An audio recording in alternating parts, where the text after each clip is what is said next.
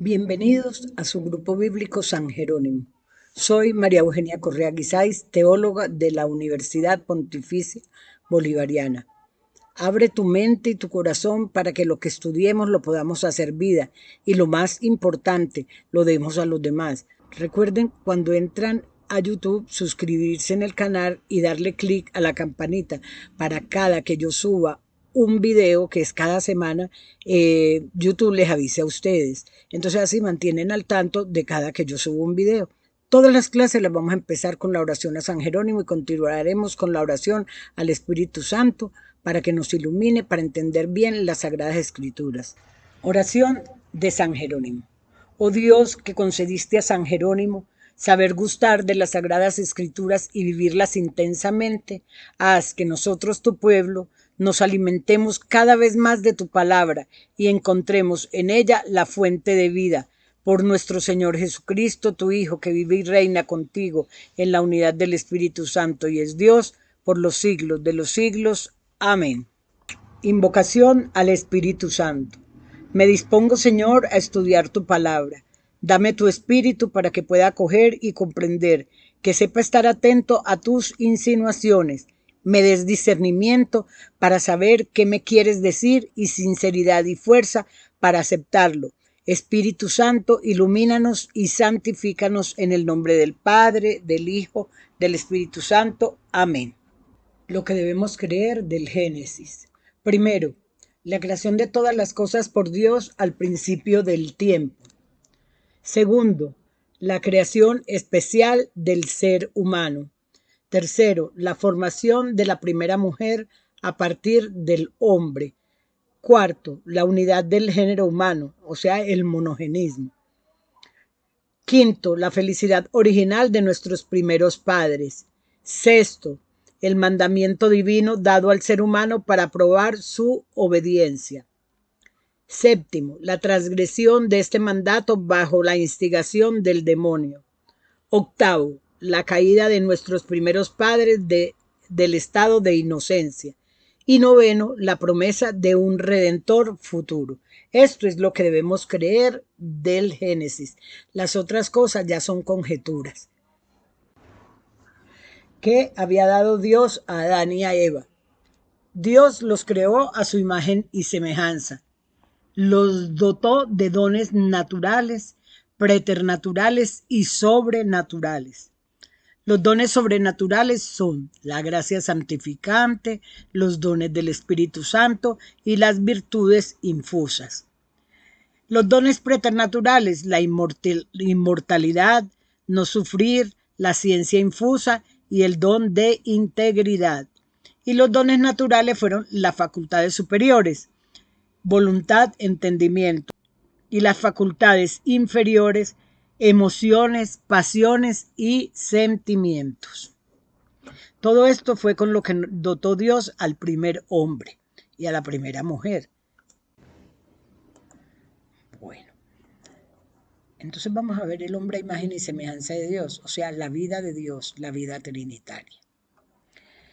El Catecismo de la Iglesia Católica en su numeral 375 enseña que nuestros primeros padres, Adán y Eva, fueron constituidos en un estado de santidad y de justicia original, porque no tenían pecado original. Esta gracia de la santidad original era una participación de la vida divina. Adán y Eva participaban directamente de la misma divina voluntad de Dios, de la Sacrosanta Trinidad. Por eso Adán y Eva en el paraíso eran plenamente felices. Dice enseguida en el numeral 376, por la irradiación de esta gracia, todas las dimensiones de la vida del hombre estaban fortalecidas mientras permaneciese en la intimidad con Dios. El hombre no debía morir, no debía sufrir. Adán, como creado a imagen y semejanza de Dios, tenía dones preternaturales. El primero, la filiación divina, o sea, hijo de Dios. Entonces Adán, al ser creado amorosamente por Dios, tiene la filiación divina de ser hijo legítimo de Dios. El segundo don preternatural era la inmortalidad. Por eso el Señor le dice, no comas del árbol prohibido, porque el día que tú comas de este árbol morirás sin remedio. porque Adán, al ser creado a imagen y semejanza de Dios, poseía el don preternatural de la inmortalidad. El tercer don era el don preternatural de la voluntad divina. Poseía la misma voluntad de Dios como propia. Es decir, cuando Dios creó a Adán, lo creó con una voluntad humana, pero esa voluntad humana no fue creada separada o independiente de la voluntad de Dios, sino que la voluntad humana de Adán fue creada dentro de la voluntad de Dios. La voluntad humana de Adán era connatural a la voluntad de Dios. Significa que todo lo que Dios quería en su divino querer y en su eterna y adorable y perfecta voluntad divina, lo quería Adán por naturaleza. Y lo que Adán quería, Dios también lo quería, porque no había dos voluntades que se oponían, sino que la voluntad de Adán estaba perfectamente en armonía, sometida, fundida en una sola voluntad con la de Dios. Por eso Adán vivía en comunión con Dios, como dice la Biblia, y era perfectamente feliz, porque poseía a Dios, porque poseía la voluntad de Dios mismo. Entonces, ¿en qué consiste el pecado? En que nuestro padre Adán se sustrajo de la voluntad de Dios para darle vida propia a su voluntad humana, incurriendo en pecado, porque el hombre decide no amar más a Dios, decide no amar más la voluntad de Dios, sino que decide amarse a sí mismo, fuera de su hacedor, de su padre, de su creador. Miren qué tan grave es esto. La voluntad de Dios era perfecta, santa, amorosa, llena de vida, y la voluntad de Adán fue creada dentro de la voluntad de Dios, como podemos ver en esos dos corazones que encontramos en la imagen. De tal manera que reinaba una sola voluntad en una perfecta armonía, fundidas en una sola voluntad del hombre y de Dios, en una perfecta comunión de amor y de libertad. Reflexionemos esto, hagamos esta reflexión todas las noches, para que así cada día vamos siguiendo más al Señor y haciendo su voluntad. ¿Y tú tienes tu voluntad humana fundida a la de Dios? ¿O estás fuera de su voluntad en total rebeldía? Contéstate tú mismo, analiza y corrige. El cuarto don preternatural fue la ciencia infusa. En el momento que Dios Padre, Dios Hijo y Dios Espíritu Santo crean a Adán, le infunden un conocimiento divino sin necesidad de que Adán hubiera ido a la universidad o tuviera que leer libros.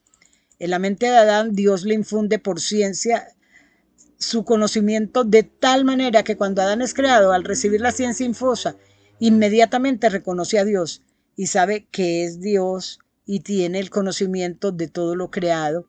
En ese don preternatural, Adán recibe el conocimiento del cielo y de la tierra. Adán posee el don de las ciencias divinas y el don de las ciencias humanas, porque él era el depositario de todas las obras de la creación y de nuestro padre Adán se nos iban a transmitir de generación en generación.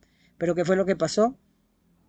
Cuando nuestro padre Adán peca, pierde la ciencia infusa y queda entenebrecido y va a partir de cero en el conocimiento de Dios y en el conocimiento de la creación. Y Dios lo dota de la ciencia adquirida.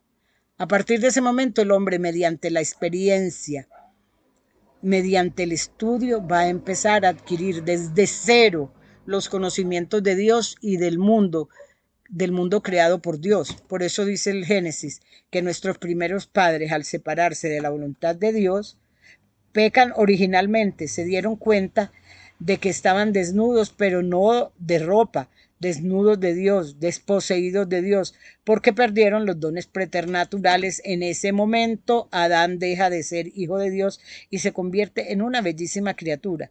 En ese momento, por el pecado, pierde la inmortalidad y se convierte en un ser finito, mortal. Pierde el don de la voluntad divina y se queda solo con la voluntad humana, sujeta al pecado, pasiones, maldades, odios, egoísmos, todo lo que vemos en el mundo. El quinto don preternatural fue el don de la impasibilidad. Pensaremos, ¿qué es el don de la impasibilidad? Adán fue creado inmortal y sin sufrimiento, como dijimos anteriormente. No debía sufrir, no debía enfermarse, no debía ir envejeciendo, sino que era inmortal y por lo tanto era inmutable, impasible, no se deterioraba, no envejecía, no se arrugaba. El hombre maduraba pero no envejecía, permanecía en una eterna juventud como los santos en el cielo y los ángeles. A partir del momento en que pierde este don, el hombre empieza a deteriorarse, a degenerarse, a enfermarse. Está susceptible, vulnerable a todo lo que encuentra en la creación. Ahora va a empezar a envejecer porque perdió el don de la inmortalidad, de ser un ser infinito como Dios. Ahora el hombre viene a ser un ser finito, cuyos días sobre la faz de la tierra están contados. Vean los dones con los que fue enriquecido nuestro padre Adán, el depositario de todas las obras de la creación, y de él se nos iban a ir transmitiendo poco a poco de generación en generación. Y mire, los perdimos por culpa del primer pecado de nuestros padres. Adán era plenamente feliz porque vivía en perfecta comunión de amor con Dios, como habíamos dicho. Por esta perfecta unión de dos voluntades, al hombre pecar, se inaugura el reino del pecado. Recordemos la gráfica que hicimos en la primera clase de la historia de la salvación. Miremos los dos semicírculos. Ahora estaba el hombre unido con Dios por medio del amor, como lo podemos ver en los dos semicírculos.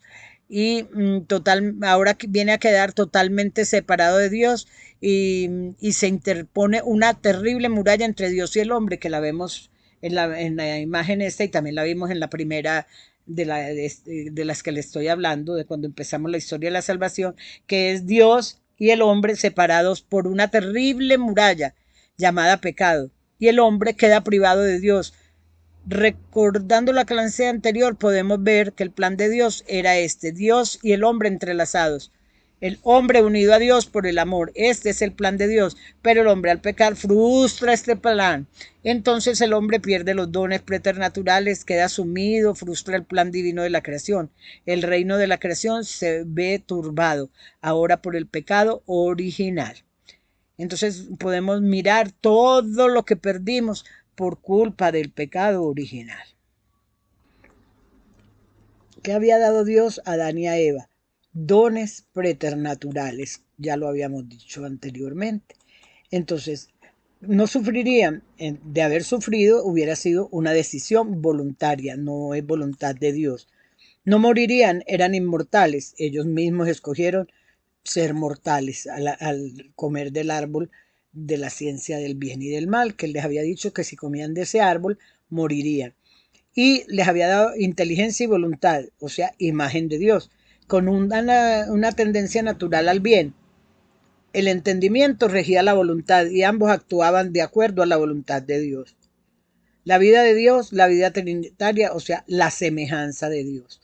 Todo esto lo perdió el hombre por querer actuar de acuerdo a su voluntad y no a la voluntad de Dios. Entonces, pensémoslo. Todo lo que perdemos, ya lo perdimos por medio de Adán y Eva, pero Cristo vino a redimirnos del pecado. Entonces, aprovechemos esa redención, eso que nos devolvió muchas de las cosas que se habían perdido al principio por el pecado. Al menos seguir la voluntad de Dios para ser felices sobre la tierra. Las preguntas, no, eso no es. El pecado original, existencia, naturaleza y consecuencias. El Concilio de Trento definió que si alguno no confiesa que el primer hombre, Adán, al transgredir el mandamiento de Dios en el paraíso, perdió inmediatamente la santidad y la justicia en que había sido constituido, e incurrió por la ofensa de esta prevaricación en la ira y la indignación de Dios y, por tanto, en la muerte con que Dios antes le había amenazado y con la muerte en el cautiverio bajo el poder de aquel que tiene el imperio sobre la muerte. Esto lo podemos ver en Hebreos capítulo 2, versículo 14. Es decir, del diablo, y que toda la persona de Adán, por aquella ofensa de prevaricación, fue mudada en peor, según el cuerpo y el alma, sea anatema, o sea, que sea anatema el que no acepte esto. Eso lo podemos encontrar en el Dessinger, que es el libro del magisterio de la iglesia. Aquí lo podemos ver en en la diapositiva, y en el Dessinger numeral 788. Bueno, el Catecismo de la Iglesia Católica manifiesta que el primer pecado del hombre fue la desobediencia, razón por la cual en adelante todo pecado será una desobediencia a Dios y una falta de confianza en su bondad. Esto lo encontramos en el Catecismo de la Iglesia Católica numeral 397. Y aquí está lo que dice Hebreos 2.14, que les dije ahorita, dice: así que cuanto los hijos participaron de carne y sangre, él también participó de lo mismo para destruir por medio de la muerte al que tenía el imperio de la muerte, esto es, al diablo. ¿Cuál será la pregunta recurrente a lo largo de la Biblia? ¿Cuál será la opción de los seres humanos a lo largo de la historia de la salvación? ¿Actuaremos como bestias que no reconocen a Dios o entraremos al día séptimo, al descanso de Dios, obedeciéndolo y haciendo su voluntad? ¿Actuaremos como bestias o actuaremos como verdaderos hijos de Dios que caminamos en la imagen y semejanza de Dios? Esa disyuntiva la veremos presentarse reiteradamente a lo largo de este estudio de la Biblia, la más grande historia jamás contada. Y esa es nuestra propia disyuntiva: actuar como bestias o actuar como verdaderos hijos de Dios. Vamos a leer el Génesis 2.9. El árbol de la vida estaba en el jardín, como también el árbol de la ciencia del bien y del mal. Entonces vamos a leer un resumen bíblico de el paraíso. Adán, hecho del polvo de la tierra, recibió en la cara el soplo de Dios. Con este soplo estrenó el alma y empezó su vida con inteligencia para conocer y con voluntad para escoger libremente. Dios lo puso en un paraje encantador, el Edén, en un jardín con ríos y árboles, para que lo trabajara. En el centro de este vergel había dos árboles, el de la vida y el de la ciencia del bien y del mal. Comiendo del primero, su fruto le daba la inmortalidad, pero el segundo le produciría la muerte. Dios, prohibiéndoselo, le advirtió: el día que comas de él morirás sin remedio. Y el árbol de la ciencia del bien y del mal estaba allí en medio del jardín para probar su obediencia a Dios. Vamos a ver qué nos dice Génesis 2.15. Dios dio instrucciones muy precisas a Adán y Eva. El jardín era para que lo cultivaran y lo cuidaran o protegieran. ¿De qué tendría que cuidarlo? Hay una expectativa, un suspenso. Sabemos por el resto de la historia que había alguien que iba a atacar la creación: el demonio, Satanás, Lucifer, a través de la serpiente. Este es un bicho intimidante que odia a Dios y a sus criaturas y quiere atacar a la criatura para vengarse de Dios. Bueno, ahora vamos a leer Génesis capítulo 2, versículos del 16 al 17.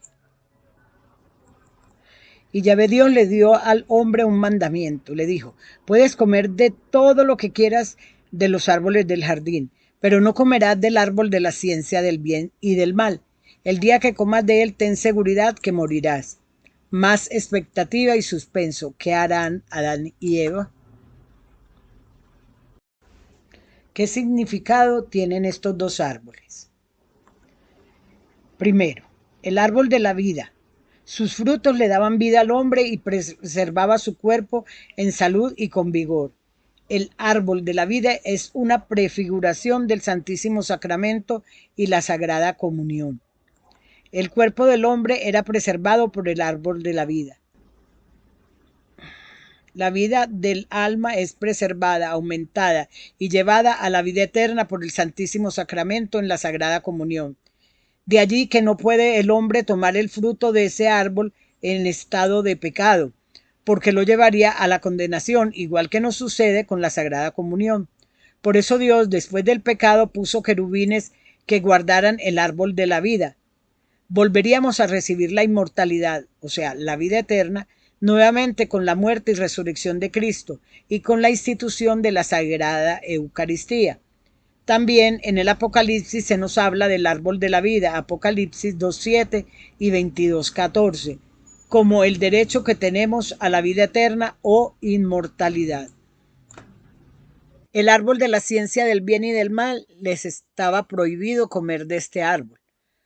Por este árbol se sabría si el hombre escogía el bien o el mal. El árbol del conocimiento es una prefiguración de la cruz de Cristo. El demonio venció por el árbol del bien y del mal, pero fue vencido por el árbol de la cruz. Con el primer árbol comenzó el pecado, con el segundo árbol comenzó la redención. Esto lo reconoce la liturgia en el prefacio de la cruz, que dice así: has puesto la salvación del género humano en el árbol de la cruz, para que donde tuvo origen la muerte, de allí surgiera la vida, y el que venció en un árbol fuera en un árbol vencido. Bueno, como toda buena historia, la Biblia nos presenta un principio y un argumento, una crisis y un indicio de solución. ¿Qué nos narra Génesis 3? Aquí está el suspenso y la crisis, también el indicio de solución. ¿Se portarán Adán y Eva como bestias o como hijos? Es la primera disyuntiva que se presenta al género humano.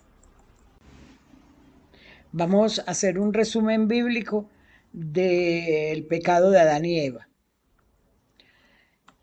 Esto está en Génesis 3, del 1 al 11. Pero el diablo empezó a sentir envidia del hombre. A través de la astuta serpiente dialogó con la mujer, aprovechando que estaba sola. ¿Es verdad que Dios no les permite comer los frutos de todos los árboles? Podemos comer de todos, contestó la mujer, menos del que está en medio del jardín. Nos ha dicho él que si comemos de él, moriremos. No morirán, si comen de él, serán como Dios, conocedores del bien y del mal, dijo la serpiente. Y la mujer, engañada por la serpiente, tomó aquel fruto. Era apetitoso, comió y le ofreció a Adán, que también lo probó. Acaba de desobedecer.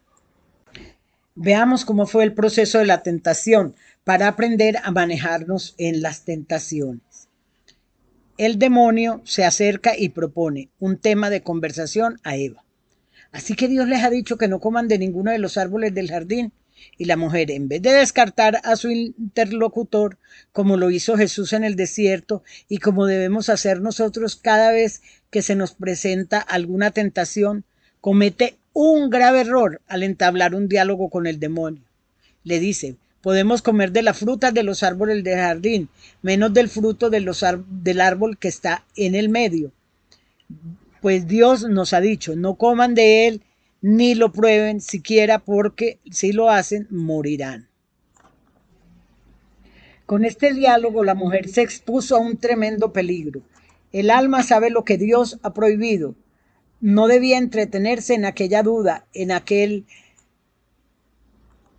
pensamiento o darle rienda suelta a aquel deseo. Actitudes todas que son la introducción al pecado.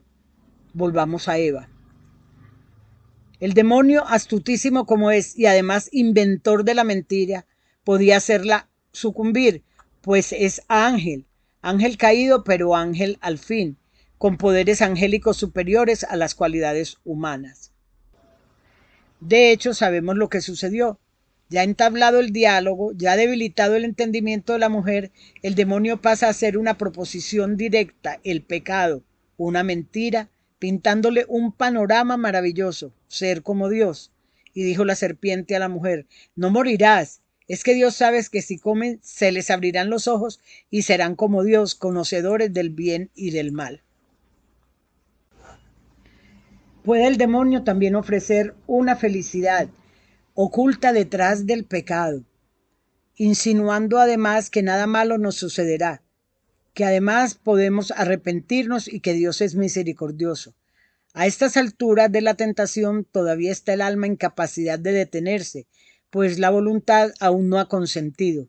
Pero si no corta enseguida, las fuerzas se van debilitando y la tentación va tomando más fuerza. Luego viene el momento de la vacilación, Vio pues la mujer que el fruto era bueno para comerse, hermoso a la vista y apetitoso para alcanzar la sabiduría. Sobreponerse aquí es muy difícil, pero no imposible. Sin embargo, el alma ya está debilitada ante el panorama tan atractivo que le ha sido presentado. Y tomó el fruto y lo comió, y dio también de él a su marido, que también con ella comió. Ya el alma sucumbió, dando su consentimiento voluntario al pecado, y lo que es peor, hizo caer a otro. Cometió un pecado doble, el suyo y el de escándalo, haciendo que otro pecara. Luego viene el momento de la desilusión. ¿Dónde está el maravilloso panorama sugerido por el enemigo? Se les abrieron los ojos a ambos y, viendo que estaban desnudos, tomaron unas hojas de higuera y se hicieron unos cinturones. El alma se da cuenta que se ha quedado desnuda ante Dios y que ha perdido la gracia. Dios ya no habita en ella. El remordimiento sigue a la desilusión, y ante este llamado de la conciencia puede uno esconderse rechazando la voz de Dios, o puede el alma arrepentirse y pedir perdón a Dios en el sacramento de la confesión. Entonces, ¿qué hicieron Adán y Eva? Ellos oyeron la voz de Yahvé que se paseaba por el jardín al fresco del día y se escondieron de Yahvé, Adán y su mujer. Pero Yahvé llamó a Adán diciendo: ¿dónde estás, Adán? Esto mismo nos pasa a nosotros. Cuando hacemos algo, como que nos alejamos de Dios, pero Dios siempre está pendiente, porque nuestro interior siempre nos está diciendo: hiciste mal, y Él lo sabe, y siempre quiere que nosotros volvamos a Él. Entonces, siempre que sintamos esto, este desasosiego, esa inquietud por el pecado que cometimos, volvámonos a Dios. ¿De dónde vienen las tentaciones? Debemos tener en cuenta que las tentaciones pueden venir de tres maneras: de afuera, sugerencias de malas amistades, libros, revistas, cine, música, internet, televisión, etc. De dentro, nuestras propias debilidades, inclinaciones, los pecados capitales, lujuria, ira, orgullo, pereza, envidia, avaricia, gula, es decir, de las concupiscencias o tendencia natural al pecado que nos viene del pecado original. Y tercera, directamente del demonio o de los demonios. ¿Cómo luchar contra las tentaciones? Primero, apartarse de las ocasiones de pecados. Si Eva no se hubiera acercado al árbol prohibido, no hubiera caído. Hay que apartarse de las ocasiones de pecado. Si sabemos que una tal situación o persona nos hace pecar, hay que evitarla. Segundo, orar. La oración es el principal medio en la lucha contra las tentaciones y la mejor forma de vigilar. Vigilen y oren para no caer en tentación, nos dice San Mateo en el capítulo 26, versículo 41. El que ora se salva y el que no ora se condena, enseñaba San Alfonso María de Ligorio. Pedir la gracia para reconocer la tentación desde el comienzo y para rechazarla. No nos dejes caer en tentación, nos enseñó Jesús a orar en el Padre Nuestro. La oración impide que el demonio tome más fuerza y termina por despacharlo. Sabemos que tenemos todas las gracias para ganar la batalla, porque si Dios está con nosotros, ¿quién estará contra nosotros? Dice Romanos capítulo 8, versículo 31. Y tercero, despachar la tentación de inmediato. ¿Cómo? Con la inteligencia y la voluntad, también orando, pidiendo al Señor la fuerza para no caer. Nos dice el Catecismo de la Iglesia Católica: este combate y esta victoria solo serán posibles con la oración, en el numeral 2849. Bueno, el Catecismo de la Iglesia Católica en el 2849 nos dice esto: pues bien, este combate y esta victoria solo son posibles con la oración. Por medio de su oración, Jesús es vencedor del tentador desde el principio. Vamos a confrontar esto con San Mateo, capítulo 4, versículo 11. Y en el último combate de su agonía, en Mateo 26, versículos del 36 al 44. En esta petición a nuestro Padre Cristo nos une a su combate y a su agonía. La vigilancia del corazón es recordada con insistencia en comunión con la suya. Miremos San Mateo capítulo 13, versículo 9, 23, 33 al 37, 14, 38. Lucas 12, 35 al 40. La vigilancia es guarda del corazón y Jesús pide al Padre que nos guarde en su nombre. En San Juan capítulo 17, versículo 11. El Espíritu Santo trata de despertarnos continuamente a esta vigilancia. Confrontémoslos en Primera de Corintios capítulo 16, versículo 13, Colosenses capítulo 4, versículo 2, Primera de Tesalonicenses capítulo 5, versículo 6, Primera de Pedro capítulo 5, versículo 8. Esta petición adquiere todo su sentido dramático referida a la tentación final de nuestro combate en la tierra. Pide la perseverancia final. Mira que vengo como ladrón. Dichoso el que está en vela. Apocalipsis 16, 15. ¿Qué hacer después de la tentación? Si hemos vencido, atribuir el triunfo a quien lo tiene. Dios no nos deja caer en la tentación. Agradecerle y pedirle su auxilio para futuras tentaciones. Si hemos caído, saber que Dios nos perdona cuantas veces hayamos pecado y arrepentidos, y con deseos de no pecar más. Volvamos a Él a través del sacramento de la confesión. La tentación de Adán y Eva eran tan fuertes que no podían resistirla. Es cierto que fueron persuadidos por el demonio de comer el fruto prohibido, pero el demonio no forzó a Eva a pecar. Ella podía haber escogido no comer del fruto y alejarse del demonio. También Eva obligó a Adán a pecar. Ellos actuaron libremente al desobedecer a Dios, y Dios no permite que seamos tentados por encima de nuestras fuerzas.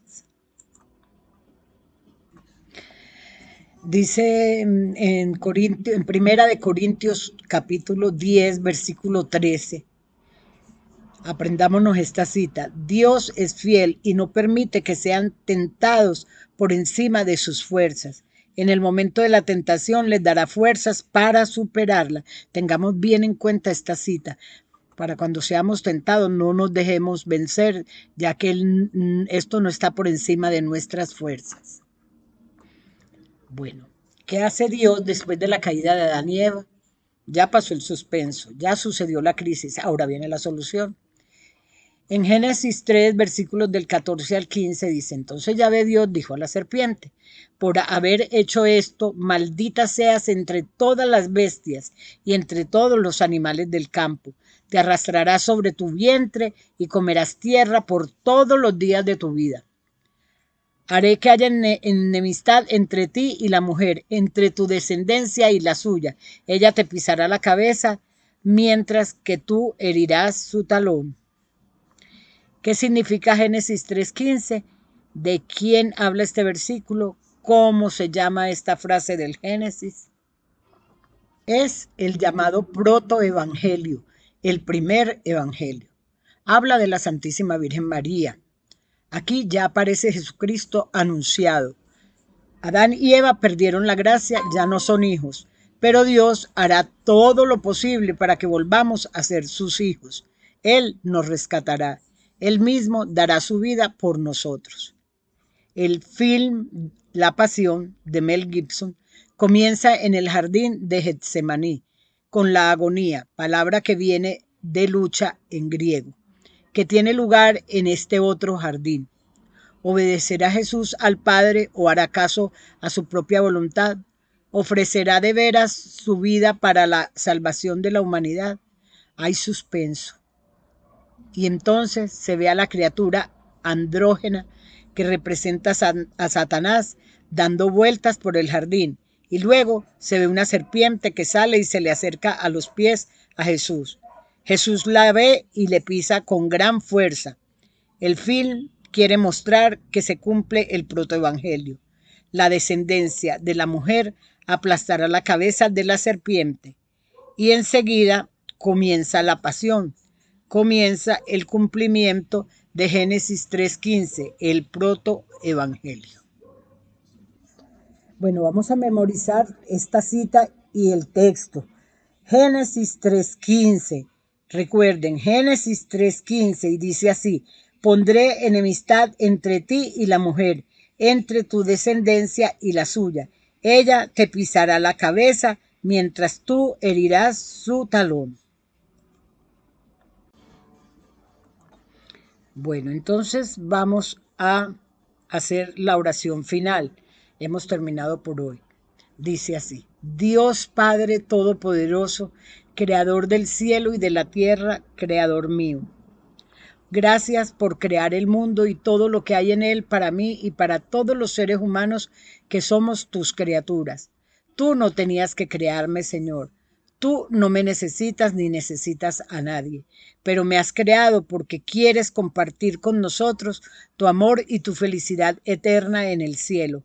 Ayúdame, Padre, Papá Dios, a escoger lo que tú me pides.